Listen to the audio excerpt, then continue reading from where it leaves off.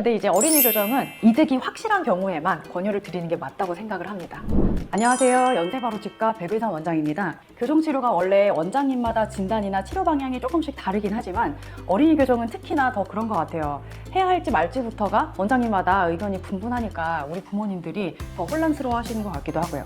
어떤 치과는 연구치 다 나올 때까지 기다리라고 하고 또 어떤 치과는 꼭 지금 해야 한다고 하고, 저는 교정과 의사이지만 어린이 교정을 특히 많이 하는 대학병원에서 인턴 레지던트를 마치고 지금도 또 활발하게 어린이 교정을 하고 있기 때문에 교정과 의사 입장에서 어린이 교정을 정말 꼭 해야 하는 경우와 안 해도 되는 경우를 한 번에 정리해서 알려드릴게요. 저랑 우리 안상서 원장님 강남세브란스병원 교정과 수련 받을 때 은사님이셨던 김경호 교수님은 소아교정을 워낙에 정말 많이 하시고 또 성장을 이용한 턱교정에 대한 논문도 많이 쓰십니다. 이분이 대한치과교정학회 회장 맡으실 때 라디오 방송을 통해서 7세 치아교정 검진 교정치과 의사에게 받으세요, 이거를 캐치프레이즈로 대국민 캠페인도 전개했었죠. 어린이 교정은 필요할 때 시기 적절하게 들어가면 정말 짧은 기간에 큰 고생을 하지 않고 나중에 커서 교정을 안 해도 될 만큼 좋아질 수 있습니다. 어린이 교정의 핵심은 6개월에서 1년 정도의 짧은 기간, 그리고 성인 교정에 비해서 적은 비용으로 나중에 커서 교정을 안 해도 될 정도의 구강 환경을 만들어 놓는 거죠. 소아교정을 인턴 때부터 오랜 기간 정말 많이 봐오고 또 많이 해본 사람 입장에서 나중에 한번 해도 될 거를 괜히 어릴 때부터 고생시키는 경우도 분명 덜어 있고 또 안 하면 정말 손해인 경우도 많습니다. 그래서 제가 소아교정의 피로도를 0부터 10까지 쉽게 점수를 매겨서 설명드릴게요.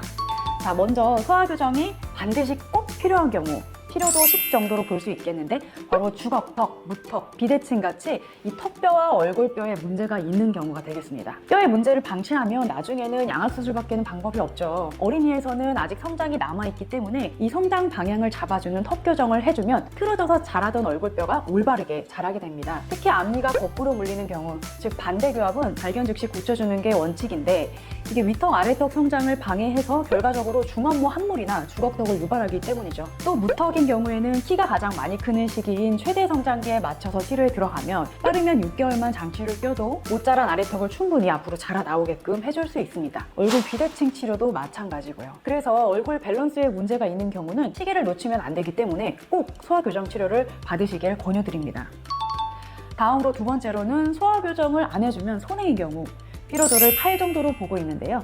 악궁이 좁거나 연구치가 날 자리가 부족한 경우가 되겠습니다. 번니나 돌출은 보통 연구치가 나올 때 공간이 부족해서 생겨요. 번니나 돌출이 심하면 나중에 교정할 때 작은 어금니를 빼야 될 수도 있고 발치 교정하게 되면 보통 치료기간도 2년은 걸리죠. 만약에 연구치 날 자리를 미리 넓혀줘서 연구치가 애초에 나올 때부터 예쁘게 내려오게 해주면 나중에 교정을 안 해도 될 가능성이 굉장히 커지고 만에 하나 치아 교정을 하게 되더라도 발치 없이 가능하게 해줍니다. 특히 인비절라인 포스트로 어린이 교정을 하면 악궁을 넓히거나 연구치가 날 자리를 넓혀주는 동시에 이미 삐뚤게 나와 있는 앞니 연구치를 가지런하게 배열까지 해주기 때문에 나중에 교정을 다시 할 가능성이 거의 없어집니다. 그 다음에 앞니가 깊게 물리는 경우, 즉 과계교합 같은 경우에는요, 아래턱 성장에 방해가 될 수도 있고요. 심하면 담을 때마다 아래 앞니가 윗니 뒤쪽이 잇니를 자꾸 탁탁 쳐서 자꾸 상처가 나기도 해요. 이 경우에도 어린이 교정을 해주면 좋습니다. 반대로 윗니와 아랫니 앞니가 떠서 앞니가 안 물리는 개방교합이 있을 때는 음식을 삼킬 때 혀를 내밀어야만 삼킬 수 있게 돼서 개방교합이 점점 더 심해질 수 있어서 일찍 고쳐주는 게 좋고요. 이런 경우는 또 혀내밀기나 이 손가락 빨기 같은 구강 악습관과 연관되는 경우가 많아서 습관 개선도 같이 해주는 게 좋습니다. 다음 세 번째로는 소아교정을 지금 꼭 안 해줘도 되는 경우, 커서 해줘도 전혀 상관이 없는 경우죠. 피로도를 2에서 3 정도로 볼 수 있겠는데요. 앞서 말한 주걱턱이나 무턱, 비대칭 같이 이 턱뼈에 문제가 일단 없어야 되고 연구치 날 공간이 부족하지 않은 경우라면 나중에 이제 연구치가 다 나온 다음에 교정을 해줘도 됩니다. 특히 앞니 사이가 약간 벌어져 있는 경우 많은 부모님들께서 교정이 꼭 필요할 것처럼 보여서 오시는 경우가 종종 있는데 사실 이런 경우는 주변에 있는 치아가 내려올 때 자연스럽게 공간이 없어지는 경우가 많기 때문에 일단 지켜보면 저절로 해결되는 경우가 많아요. 물론 앞니 벌어진 정도가 심하다면 옆에 있는 주변 치아 나올 때 방해가 될 수도 있기 때문에 이 경우에는 교정과 선생님이 꼭 한번 보시는 게 정확하겠죠. 또 우리 부모님들께서 어떤 말씀도 자주 하시냐면 내가 유치 때는 너무 가지런하고 예뻤는데 연구치 나올 때 왜 이렇게 삐뚤삐뚤 나오는지 모르겠어요 라는 말씀도 하시거든요. 오히려 유치 때 앞니 사이에 듬성듬성 공간이 벌어져 있었다면 연구치가 올라올 때는 막상 공간이 충분하니까 예쁘게 연구치가 나올 가능성이 크고, 반대로 유치 때 치아가 정말 촘촘하고 예쁜 친구들은 연구치 나올 때 공간이 없어서 번니가 심해질 가능성이 큽니다. 자, 그렇다면 소아교정이 필요한지 아닌지 언제쯤 교정치과에 가서 검사를 받아보는 게 좋을까? 앞서 말했듯이 대한치과 교정학회에서는 연구치 앞니가 막 내려오기 시작하는 만 7세 정도가 되면 교정치과에 가서 이 턱 성장에 문제가 없는지, 연구치 나오는데 문제가 없는지 한번 검사 받아보길 추천하고 있습니다.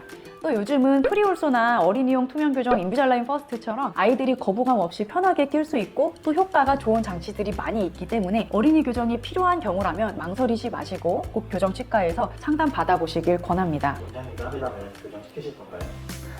제 딸도 마찬가지로 필요하다면 당연히 시키고요. 필요 없으면 안 시키죠. 다 똑같죠 뭐. 근데 이제 어린이 교정은 이득이 확실한 경우에만 권유를 드리는 게 맞다고 생각을 합니다. 다음에는 어린이 교정의 최신 트렌드에 대해서 영상을 한번 준비해 볼게요. 시청해 주셔서 감사합니다.